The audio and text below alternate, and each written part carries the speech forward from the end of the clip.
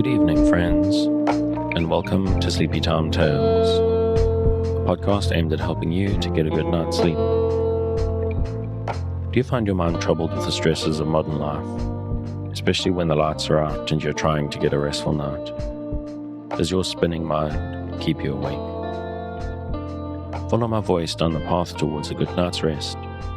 Listen to me tell a story that will keep your mind from wandering to your daytime problems. The ones you can't solve right now and will be easier to solve well rested. Listen to my voice and allow yourself to drift, following the twists and turns of the story, but slowly letting go and drifting into sleep. Let my voice wash over you at a comfortable volume and allow yourself to be distracted from the stresses and worries that play on your mind. Whether you need help falling asleep or going back to sleep in the middle of the night, you can trust me to keep you company and help you to wake up tomorrow in a rested state. You may need to try out Sleepy Time Tales for a few nights to get used to this slightly strange idea, but I believe it will be well worth your while. I'm here to work with you, to create a safe space, a cocoon in which you can curl up and allow nature to take its course. So settle down, relax, and allow yourself to get lost in my telling of tonight's story. Before we get to tonight's reading, I'd like to ask for a couple of minutes of your time. Sleepy Time Tales is purely a listener-supported podcast. I can only keep it going, paying for the services and tools I use, and justify the time that I spend on it thanks to the generosity of listeners like you. If you're finding Sleepy Time Tales useful, if it helps you to get a restful night and you would like to keep it going out to thousands of insomniacs just like you, and you have the means to help me keep it going, please consider supporting on the Patreon at patreon.com/sleepytimetales. This is monthly support that helps me keep the lights on and gets you fun bonuses based on your contribution level. So go along there, take a look, and sign up if you're interested. And if monthly seems like a big ask, which I do completely understand, you can make once-off tips to the tip jar on the website. And if you would like to help out Sleepy Time Tales without having to do so financially, you can do an amazing amount of work to help out simply by spreading the word. If you know someone who is struggling to sleep, just tell them about it and see where it goes from there. We return this week to The Ethics of Rhetoric by Richard M. Weaver. But there's a branch of dialectic which contributes to choice or avoidance, and it is with this that rhetoric is regularly found joined. Generally speaking, this is a rhetoric involving questions of policy, and the dialectic which precedes it will determine not the application of positive terms, but that of terms which are subject to the contingency of evaluation.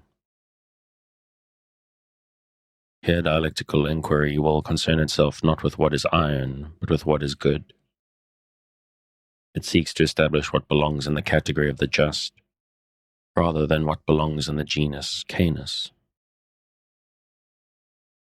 As a general rule, simple object words such as iron and house have no connotations of policy, although it is frequently possible to give them these through speech situations, in which there is added to the referential function a kind of impulse. We should have to interpret this in the way of fire or gold, because these terms acquire something through intonation and relationship which places them in the class of evaluative expressions. Any piece of persuasion, therefore, will contain as its first process a dialectic establishing terms which have to do with policy. Now, a term of policy is essentially a term of motion, and here begins the congruence of rhetoric with the soul which underlies the speculation of the Phaedrus. In his myth of the charioteer, Socrates declares that every soul is immortal, because that which is ever moving is immortal. Motion, it would appear from this definition, is part of the soul's essence. And just because the soul is ever tending, positive or indifferent terms cannot partake of this congruence. But terms of tendency, goodness, justice, divinity, and the like, are terms of motion, and therefore may be said to comport with the soul's essence. The soul's perception of goodness, justice, and divinity will depend on its proper tendency, while at the same time contacts with these in discourse confirm and direct their tendency. The education of the soul is not a process of bringing it into correspondence with a physical structure like the external world, but rather a process of rightly affecting its motion. By this conception, a soul which is rightly affected calls that good which is good, but a soul which is wrongly turned calls that good which is evil. What Plato has prepared us to see is that the virtuous rhetorician, who is a lover of truth, has a soul of such movement that his dialectical perceptions are consonant with those of a divine mind. Or in the language of the more technical philosophy, the soul is aware of axiological systems which have ontic status. The good soul, consequently, will not urge a perversion of justice as justice in order to impose upon the commonwealth. Insofar as the soul has its impulse in the right direction, its definitions will agree with the true nature of intelligible things. There is, then, no true rhetoric without dialectic, for the dialectic provides that basis of high speculation about nature, without which rhetoric in the narrower sense has nothing to work upon. Yet when the disputed terms have been established, we are at the limit of dialectic. How does the noble rhetorician proceed from this point on? That is the clearest demonstration in terms of logical inclusion, and exclusion often fails to win assent we hardly need state. Therefore, to what does the rhetorician resort at this critical passage?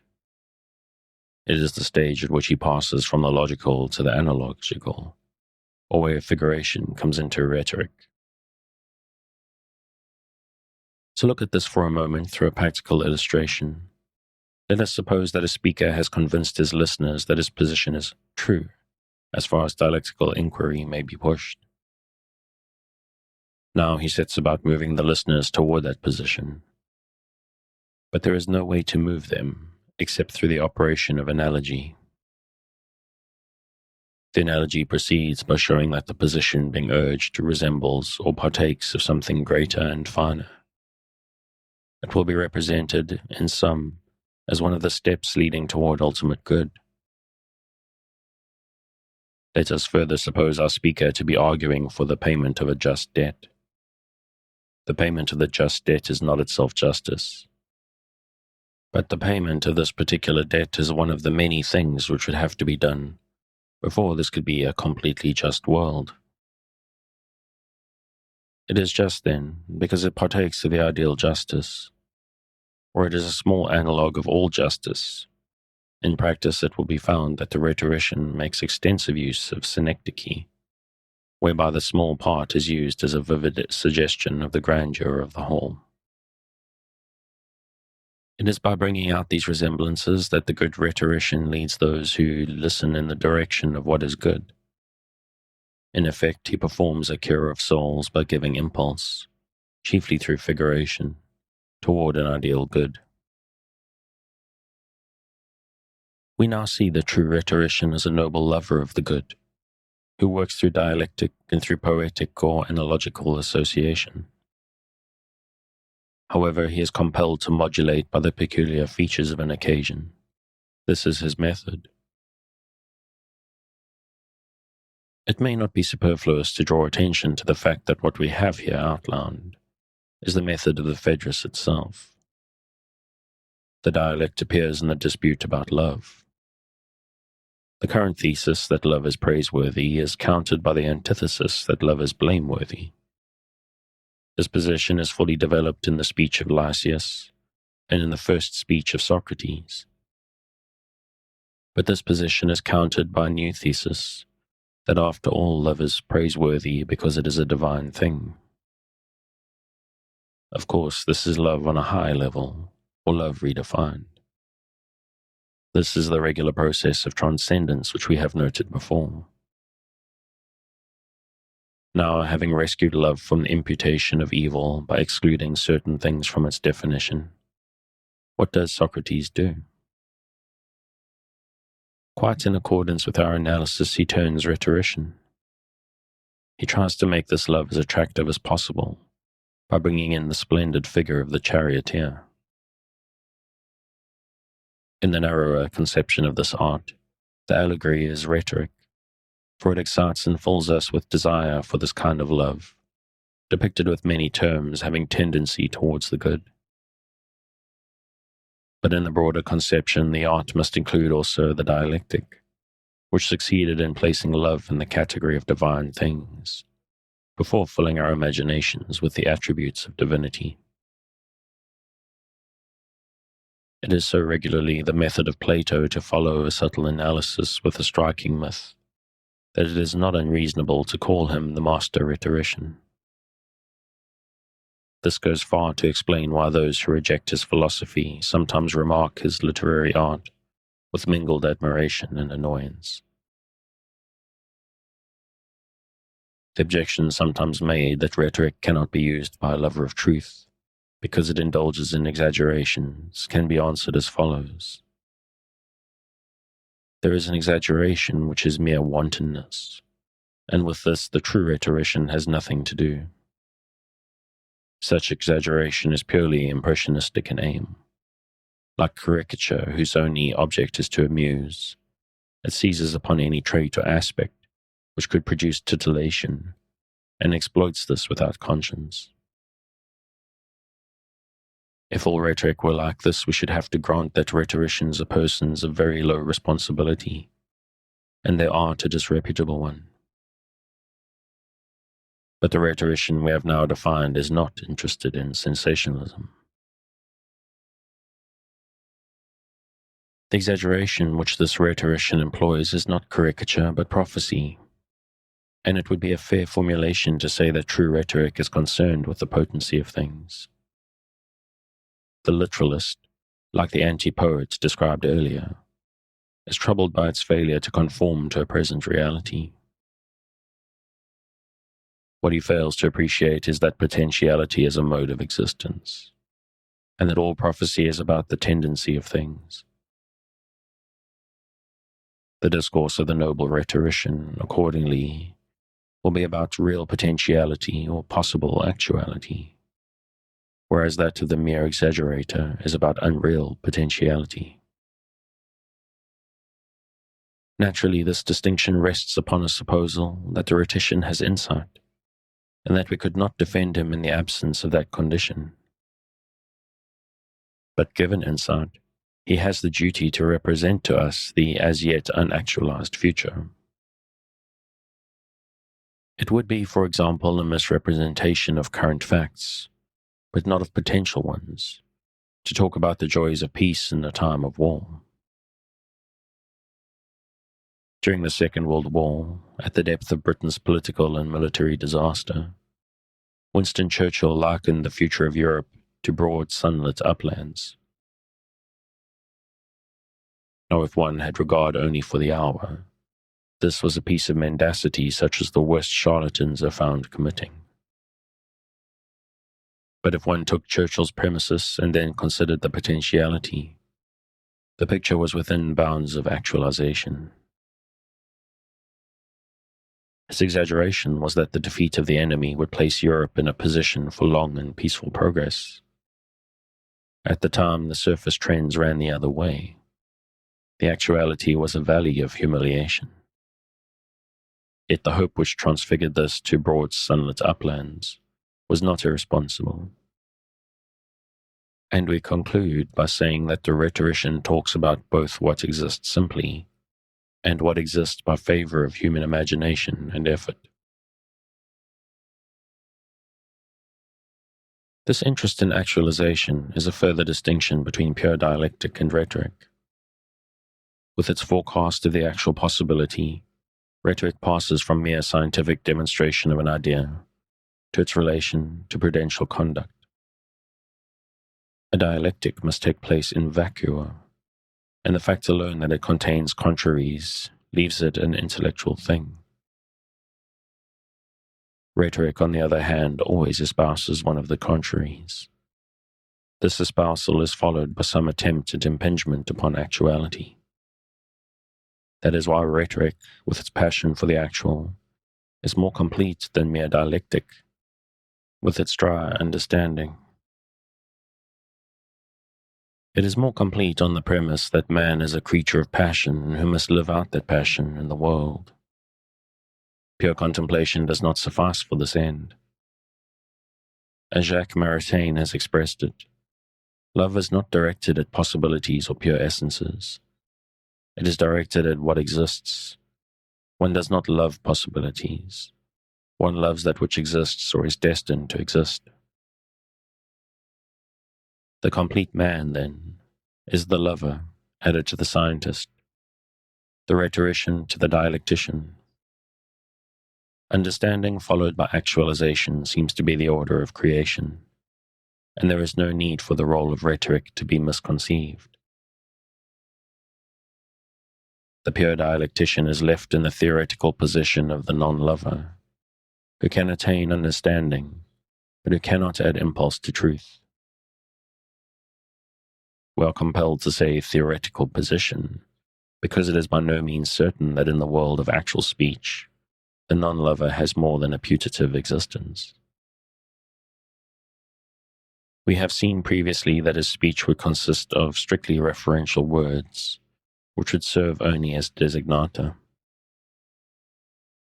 Now the question arises, at what point is his motive to come into such language?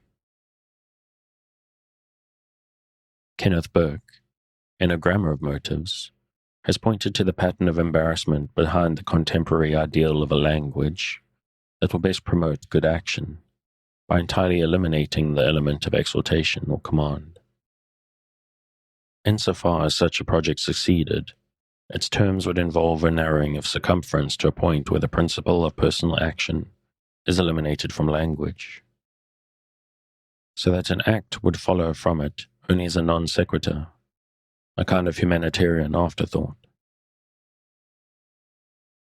The fault of this conception of language is that scientific intention turns out to be enclosed in artistic intention, and not vice versa. Let us test this by taking as an example one of the fact-finding committees so favored by modern representative governments. A language in which all else is suppressed in favor of nuclear meanings would be an ideal instrumentality for the report of such a committee. But this committee, if it lived up to its ideal of conception, would have to be followed by an attitude-finding committee to tell us what its explorations really mean.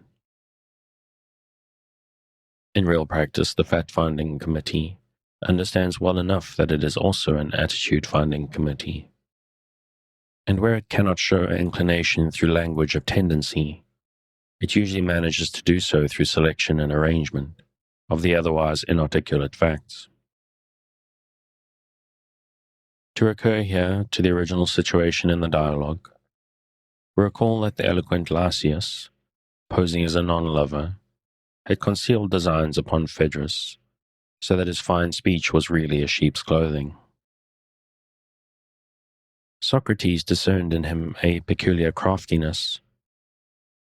One must suspect the same today of many who ask us to place our faith in the neutrality of their discourse. We cannot deny that there are degrees of objectivity in the reference of speech, but this is not the same as an assurance that a vocabulary of reduced meanings will solve the problems of mankind. Many of those problems will have to be handled, as Socrates well knew, by the student of souls, who must primarily make use of the language of tendency. The soul is impulse, not simply cognition, and finally one's interest in rhetoric depends on how much poignancy one senses in existence. Rhetoric moves the soul with a movement which cannot finally be justified logically. It can only be valued analogically with reference to some supreme image. Therefore, when the rhetorician encounters some soul sinking beneath the double load of forgetfulness and vice, he seeks to reanimate it. by holding up to its sight the order of presumptive goods. This order is necessarily a hierarchy leading up to the ultimate good. All of the terms in a rhetorical vocabulary are like links in a chain stretching up to some master link, which transmits its influence down through the linkages. It is impossible to talk about rhetoric as effective expression without having as a term given intelligibility to the whole discourse, the good. Of course, inferior concepts of the good may be and often are placed in this ultimate position, and there is nothing to keep a base lover from inverting the proper order and saying, "Evil, be thou my good." Yet the fact remains that in any piece of rhetorical discourse, one rhetorical term overcomes another rhetorical term, only by being nearer to the term which stands ultimate. There is some ground for calling a rhetorical education necessarily an aristocratic education, in that the rhetorician has to deal with an aristocracy of notions, to say nothing of supplementing his logical and pathetic proofs with an ethical proof. All things considered, rhetoric, noble or base, is a great power in the world, and we note accordingly that at the center of the public life of every people, there is a fierce struggle over who shall control the means of rhetorical propagation. Today we set up offices of information, which, like the sly lover in the dialogue, pose as non-lovers while pushing their suits. But there is no reason to despair over the fact that men will never give up seeking to influence one another. We would not desire it to be otherwise. Neuter discourse is a false idol, to worship, which is to commit the very offense for which Socrates made expiation in his second speech. Since we want not emancipation from impulse, but clarification of impulse, the duty of rhetoric is to bring together action and understanding into a whole that is greater than the scientific perception. The realization that just as no action is really indifferent, so no utterance is without its responsibility introduces, it is true, a certain strenuosity into life, produced by consciousness that nothing is lost. Yet this is preferable to that desolation which proceeds from an infinite dispersion or feeling of unaccountability. Even so, the choice between them is hardly ours to make. We did not create the order of things, but being accountable for our impulses, we wish these to be just. Thus, when we finally divest rhetoric of all the notions of artifice which have grown up around it, we are left with something very much like Spinoza's intellectual love of God. This is its essence, and the fons de origio of its power. It is intellectual, because as we have previously seen, there is no honest rhetoric without a preceding dialectic. The kind of rhetoric which is justly condemned is utterance in support of a position, before that position has been adjudicated with reference to the whole universe of discourse. And of such the world always produces more than enough. It is love because it is something in addition to bare theoretical truth. That element in addition is a desire to bring truth into a kind of existence, or to give it an actuality to which theory is indifferent. Now, what is to be said about our lost expression of God? Echoes of theological warfare will cause many to desire a substitute for this, and we should not object. As long as we have in ultimate place the highest good a man can intuit, the relationship is made perfect. We shall be content with the intellectual love of the good. It is still the intellectual love of good which causes the noble lover to desire not to devour his beloved, but to shape him according to the gods as far as any mortal power allows. So rhetoric as its truest seeks to perfect men by showing them better versions of themselves, links in that chain extending up toward the ideal, which only the intellect can apprehend, and only the soul have affection for. This is the justified affection of which no one can be ashamed, and he who feels no influence of it is truly outside the communion of minds. Rhetoric appears, finally, as a means by which the impulse of the soul to be ever moving is redeemed. It may be granted that in this essay we have gone some distance from the banks of the Ilyssus. What began as a simple account of passion becomes by transcendence an allegory of all speech. No one would think of suggesting that Plato had in mind every application which has here been made, but that need not arise as an issue. The structure of the dialogue, the way in which the judgments about speech concenter, and especially the close association of the true, the beautiful, and the good, constitute a unity of implication.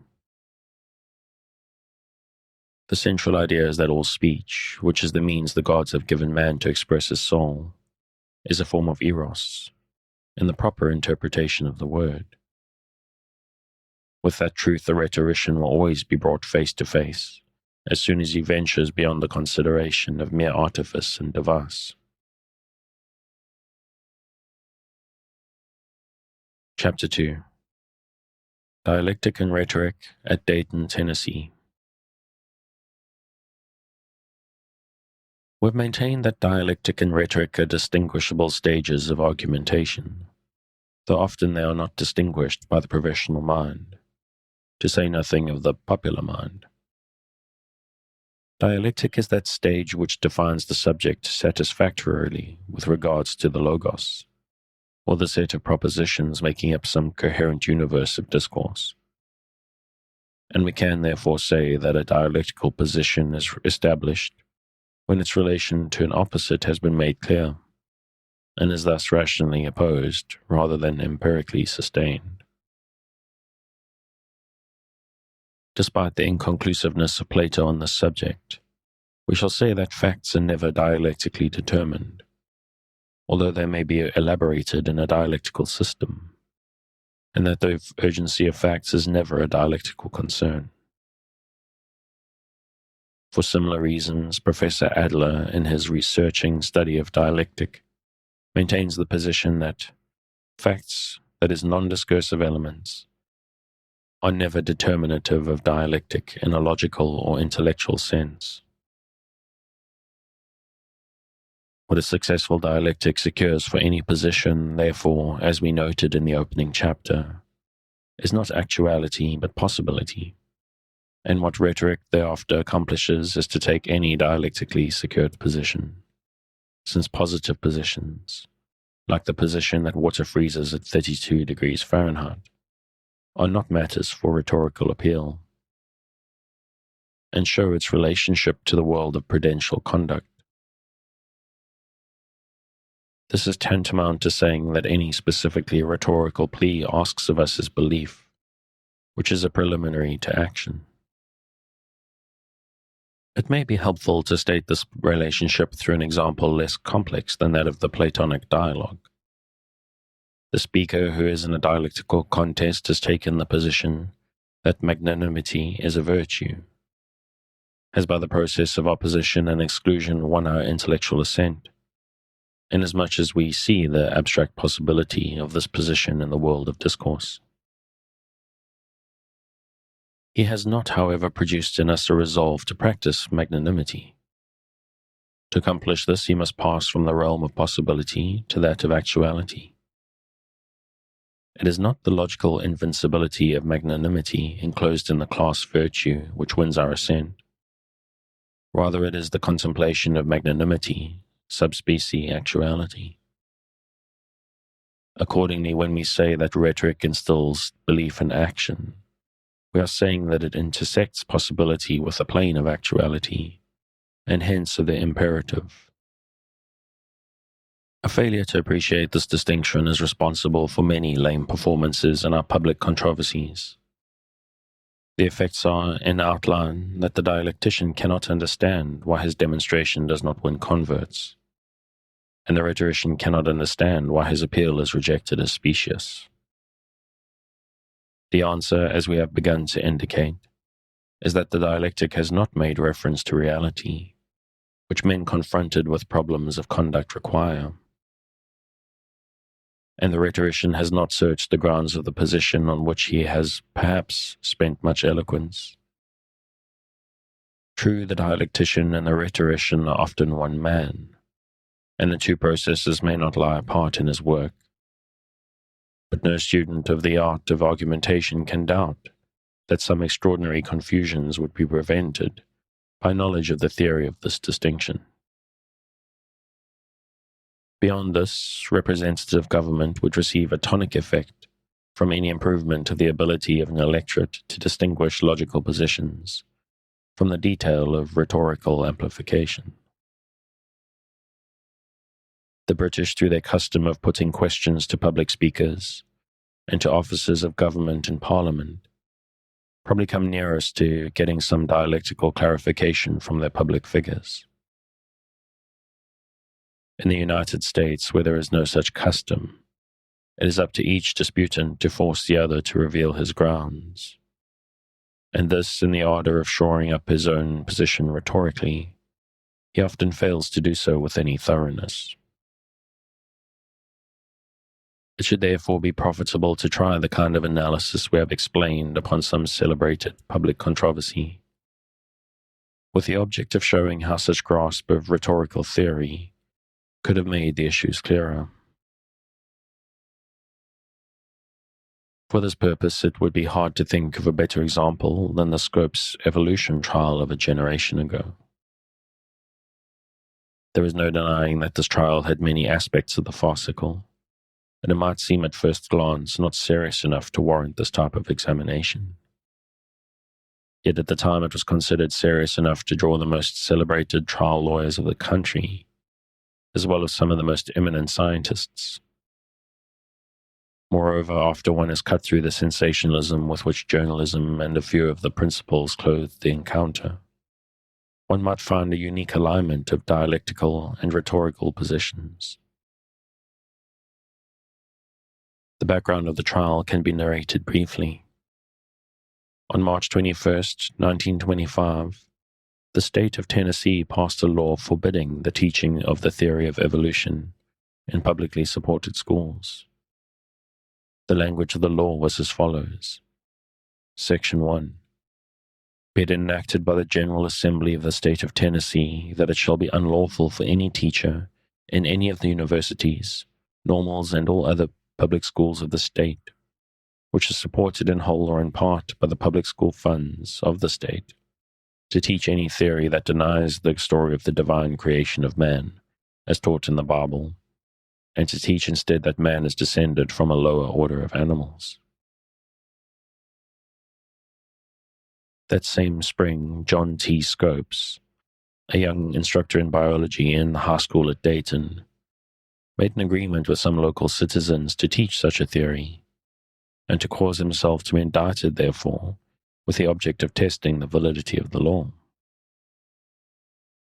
The indictment was duly returned, and the two sides prepared for the contest. The issue excited the nation as a whole, and the trial drew as opposing counsel Clarence Darrow, the celebrated Chicago lawyer, and William Jennings Bryan, the former political leader and evangelical lecturer. The remarkable aspect of this trial was that almost from the first, the defense, pleading the cause of science, was forced into the role of rhetorician, whereas the prosecution, pleading the cause of the state, clung stubbornly to a dialectical position. This development occurred because the argument of the defense, once the legal technicalities were got over, was that evolution is true. The argument of the prosecution was that its teaching was unlawful. These two arguments depend upon rhetoric and dialectic respectively. Because of this circumstance, the famous trial turned into an argument about the orders of knowledge, although this fact was never clearly expressed. If it was ever discerned by either side, and that is the main matter of our analysis. But before going into the matter of the trial, a slight prologue may be in order. It is only the first step beyond philosophic naivete to realize that there are different orders of knowledge. and that not all knowledge is the same kind of thing. Adler, whose analysis I'm satisfied to accept to some extent, distinguishes the orders as follows. First, there is the order of facts about existing physical entities. These constitute the simple data of science. Next come the statements, which are statements about these facts. These are the propositions or theories of science. Next, there come the statements about these statements. The propositions, which these last statements express, form a partial universe of discourse, which is the body of philosophical opinion. To illustrate in sequence, the anatomical measurements of Picanthropus erectus would be knowledge of the first order. A theory based on these measurements, which placed him in a certain group of related organisms, would be knowledge of the second order. A statement about the value or implications of the theory of this placement would be knowledge of the third order. It would be the judgment of a scientific theory from a dialectical position. It is at once apparent that the Tennessee anti-evolution law was a statement of the third class. That is to say, it was neither a collection of scientific facts, nor a statement about those facts, i.e. a theory or a generalization. It was a statement about a statement, the scientist's statement, purporting to be based on those facts. It was, to use Adler's phrase, a philosophical opinion, though expressed in the language of law. Now, since the body of philosophical opinion is on a level which surmounts the partial universe of science, how is it possible for the latter ever to refute the former? In short, is there any number of facts, together with generalizations based on facts, which would be sufficient to overcome a dialectical position? Throughout the trial, the defense tended to take the view that science could carry the day just by being scientific. But in doing this, one assumes there are no points outside the empirical realm from which one can form judgments about science. Science, by this conception, must contain not only its facts, but also the means of its own evaluation, so that the statements about the statements of science are science too. The published record of the trial runs to approximately 300 pages, and it would obviously be difficult to present a digest of all that was said. But through a carefully selected series of excerpts, it may be possible to show how blows were traded back and forth from the two positions. The following passages, though not continuous, afford the clearest picture of the dialectical rhetorical conflict which underlay the entire trial. And ahead of us now is a lot of direct quotes directly from the court transcript, so I think I'm going to call it there. This may be one of the most difficult reads I've ever encountered because, man, this is boring. But nonetheless, if you'd like to pick up where I'm leaving off, you can, as always, find the original on Project Gutenberg at the link in the show notes. Thanks again for joining me on this episode of Sleepytime Tales, a podcast designed around a bedtime story to help you to get a restful night. New episodes will be released every Sunday night to give you something fresh to help you rest in a new week. But make sure to follow or subscribe in whatever service you use so that you get new episodes whenever they come out. Good night and sweet dreams.